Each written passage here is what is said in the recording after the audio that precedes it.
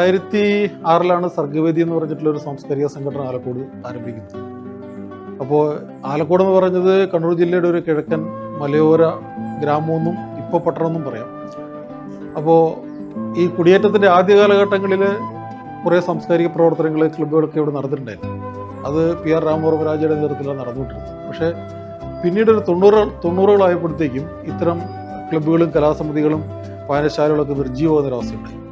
ആ ഒരു ഘട്ടത്തിലാണ് 2006 ഞങ്ങളുടെ കൂടെ ഉണ്ടായിരുന്ന PD തങ്കപ്പൻ മാഷ് എന്ന് പറഞ്ഞ ഞങ്ങളുടെ ഒരു സഹയാത്രികൻ, അദ്ദേഹം ഇങ്ങനെ നമുക്കൊരു പുതിയൊരു സാംസ്കാരിക സംഘടന തുടങ്ങണം എന്നുള്ള അഭിപ്രായം പറഞ്ഞതിൻ്റെ അടിസ്ഥാനത്തിലാണ് 2006 ഞങ്ങൾ സർഗവേദി എന്ന് പറഞ്ഞിട്ടുള്ള ഒരു സംഘടന തുടങ്ങിയിട്ടുള്ളത്.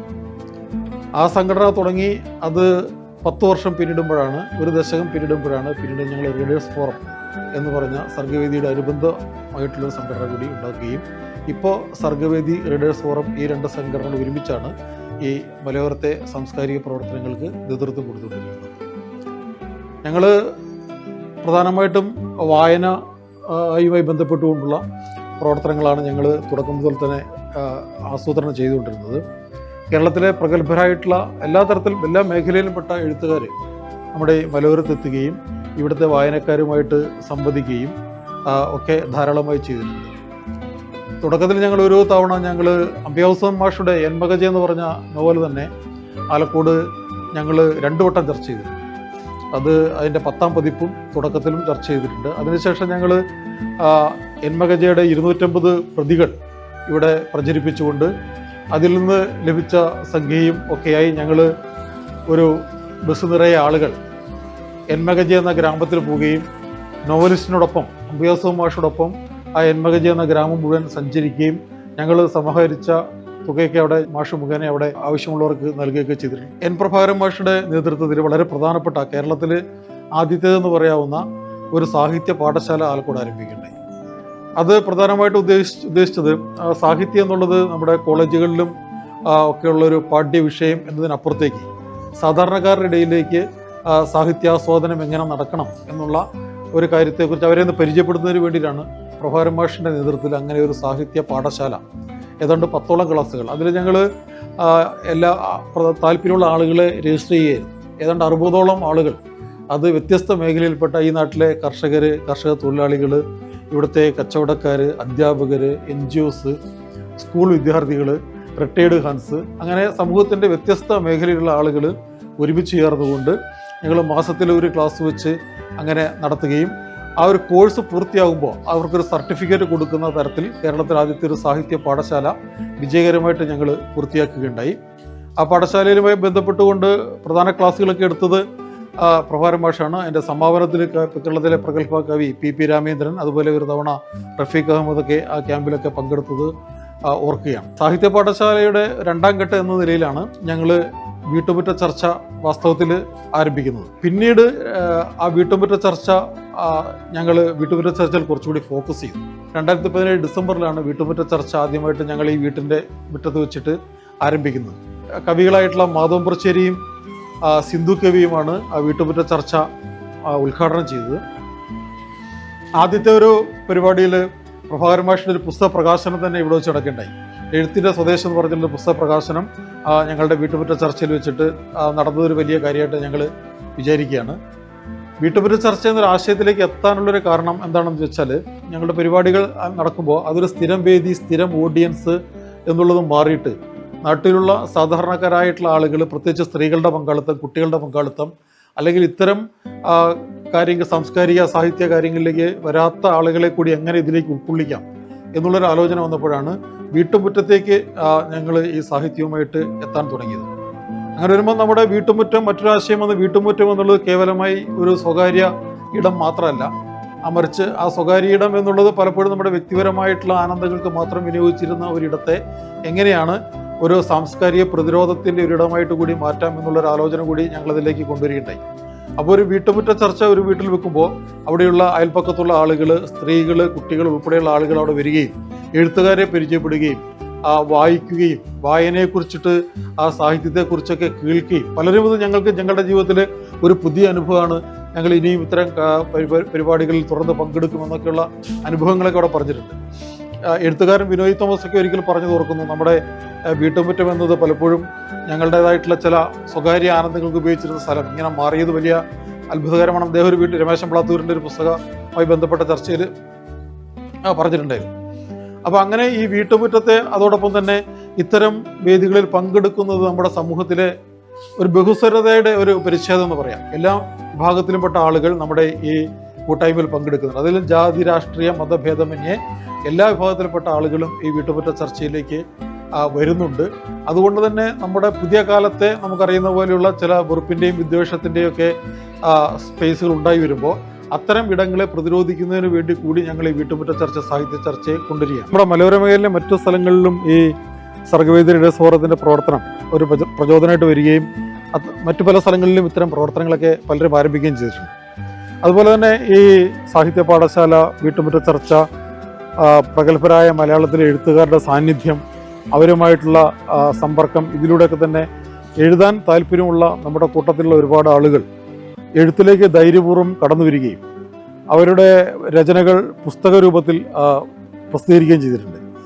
ആ പുസ്തക രൂപത്തിൽ പ്രസിദ്ധീകരിക്കുന്നതിനൊക്കെ മുൻകൈ എടുത്തിട്ടുള്ളത് സർഗ്ഗവേദി റീഡേഴ്സ് ഫോറമാണ്.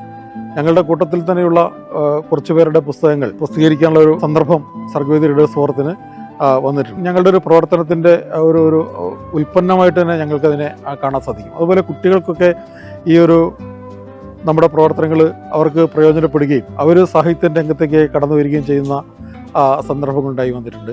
ഞങ്ങൾ പലപ്പോഴും ഞങ്ങളുടെ റീഡേഴ്സ് ഫോറം എന്ന വാട്സപ്പ് ഗ്രൂപ്പുണ്ട്. വാട്സപ്പ് ഗ്രൂപ്പിലൊക്കെ വായനാ ചലഞ്ചൊക്കെ ഞങ്ങൾ നടത്താറുണ്ട്. അപ്പോൾ അതുമായിട്ട് ബന്ധപ്പെട്ടുകൊണ്ട് ആളുകൾ ധാരാളം പുസ്തകങ്ങൾ വായിക്കുക, പുസ്തകത്തെക്കുറിച്ചുള്ള അഭിപ്രായങ്ങൾ പറയുക, അങ്ങനെയുള്ള കാര്യങ്ങളൊക്കെ നടക്കുന്നുണ്ട്. മലയാളത്തിലെ പ്രഗത്ഭരായിട്ടുള്ള എഴുത്തുകാരൊക്കെ തന്നെ നമ്മുടെ ഈ സർഗ്ഗവേദി റീഡേഴ്സ് ഫോറത്തിൻ്റെ പരിപാടികളിൽ പങ്കെടുത്തിട്ടുണ്ട്. മറ്റൊരു കാര്യം, ഞങ്ങളുടെ ഈ സർഗ്ഗവേദി റീഡേഴ്സ് ഫോറത്തിൻ്റെ സ്ഥാപകനായിട്ടുള്ള പി.ടി. തങ്കപ്പൻ മാഷയുടെ സ്മരണാർത്ഥം ഞങ്ങൾ എല്ലാ വർഷവും ഒരു പുരസ്കാരം നൽകി വരുന്നുണ്ട്. 15,000 രൂപയും ഒരു പ്രശസ്തി പത്രം ഉൾപ്പെടുന്ന ഒരു പുരസ്കാരം കേരളത്തിലെ പ്രഗത്ഭരായിട്ടുള്ള എഴുത്തുകാർക്കൊക്കെ അത് സമ്മാനിക്കാൻ ഞങ്ങൾക്ക് ഭാഗ്യമുണ്ടായിട്ടുണ്ട്. എൻ പ്രഭാകരൻ മാഷ്, സി വി ബാലകൃഷ്ണൻ, അംബിയാസുധൻ മാഷ്, മാധവൻ പുറച്ചേരി, പി രാമകൃഷ്ണൻ, കഴിഞ്ഞ വർഷം ഇ പി രാജഗോപാല മാഷ്, ബിനോയ് തോമസ്, അങ്ങനെയുള്ള ധാരാളം എഴുത്തുകാർക്ക് ഈ പുരസ്കാരം നൽകാനുള്ള ഒരു ഭാഗ്യം ഞങ്ങൾക്ക് ഉണ്ടായിട്ടുണ്ട്. വീട്ടുമുറ്റ ചർച്ച ഞങ്ങൾ സാധാരണ കാലാവസ്ഥ പ്രതികൂലമല്ലാത്ത ഘട്ടത്തിലാണ് ഞങ്ങൾ വീട്ടുമുറ്റ ചർച്ച നടത്തുക. വീട്ടുമുറ്റ ചർച്ച നടത്താൻ തന്നെ ആളുകൾ സന്തോഷത്തോടു കൂടി തയ്യാറാവുന്നുണ്ട്. കാരണം അവരുടെ വീട്ടുമുറ്റത്തേക്ക് സാഹിത്യ കുതുകുകളും എഴുത്തുകാരും ഒക്കെ വരുന്നതിനെ സ്വാഗതം ചെയ്യുന്ന ആളുകൾ നമ്മുടെ മേഖലയിൽ ഉണ്ടായി വരുന്നുണ്ട്. ഈ വീട്ടുമുറ്റ ചർച്ച ഇത് 8ാം വർഷമാണ്. 2017 ഞങ്ങൾ വീട്ടുമുറ്റ ചർച്ച ആരംഭിച്ചത്. ഈ ഡിസംബറിൽ 8 വർഷം പൂർത്തിയാവുകയാണ്. ഇത് കേരളത്തിൽ അങ്ങോളം ഇങ്ങോളം ഇന്ന് വീട്ടുമുറ്റ ചർച്ച വ്യാപിച്ചു എന്ന് കാണാൻ സാധിക്കും. കേരളത്തിൻ്റെ മിക്ക ജില്ലകളിലും ഇന്ന് സാഹിത്യവുമായി ബന്ധപ്പെട്ട് ചർച്ചകൾ വീട്ടുമുറ്റത്താണ് നടക്കുക.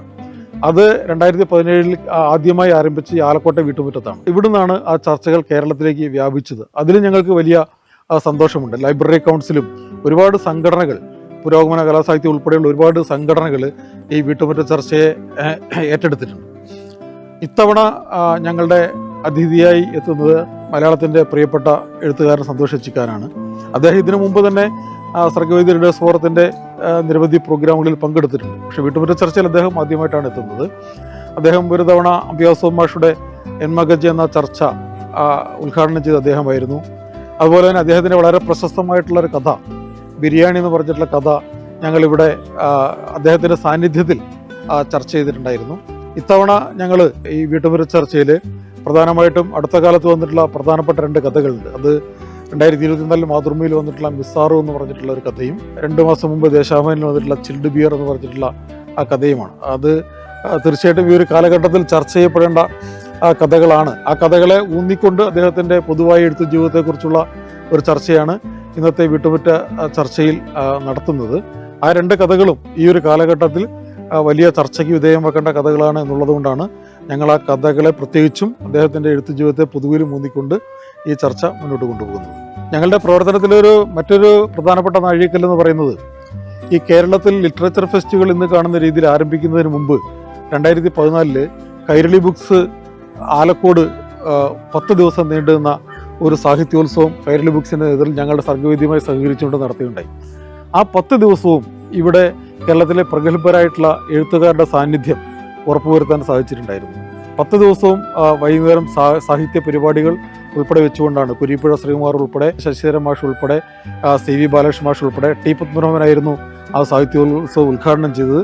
അങ്ങനെ കേരളത്തിലെ പ്രധാനപ്പെട്ടതും സുഹൃത്തുക്കളായിട്ടുള്ളതും ഒക്കെ ആയിട്ടുള്ള ഒരുപാട് എഴുത്തുകാർ ആ ഒരു 10 ദിവസം നീണ്ടു നിന്ന സാഹിത്യോത്സവം, ഞാനത് ഓർക്കുന്നത് ഇന്ന് കേരളത്തിൽ വളരെ ധാരാളമായി കാണുന്ന സാഹിത്യോത്സവങ്ങൾക്കൊക്കെ എത്രയോ മുമ്പ് തന്നെ 2014 തന്നെ ആലക്കോടെന്ന ഈ ഒരു കൊച്ചു മലയോര പട്ടണത്തിൽ അങ്ങനെ ഒരു ലിറ്ററേച്ചർ ഫെസ്റ്റിവൽ തന്നെ ഞങ്ങൾക്ക് നടത്താൻ സാധിച്ചു. അത് കൈരളി ബുക്സിൻ്റെ സഹകരണത്തോടു കൂടി അവരുടെ നേതൃത്വത്തിലാണ് ഞങ്ങൾക്ക് ആ ഒരു പ്രവർത്തനം ഇവിടെ നടത്താനായിട്ട് സാധിച്ചിട്ടുള്ളതെന്ന കാര്യം കൂടി ഓർക്കുകയാണ്. ഞങ്ങൾക്കിവിടെ പുതിയ എഴുത്തുകാരെ കണ്ടെത്തുന്നതിന് വേണ്ടിയിട്ടുള്ള ഒരുപാട് പ്രവർത്തനങ്ങൾ ഞങ്ങൾ ചെയ്തിട്ടുണ്ട്, അവരെ പ്രോത്സാഹിപ്പിക്കുന്നതിന് വേണ്ടിയിട്ട്.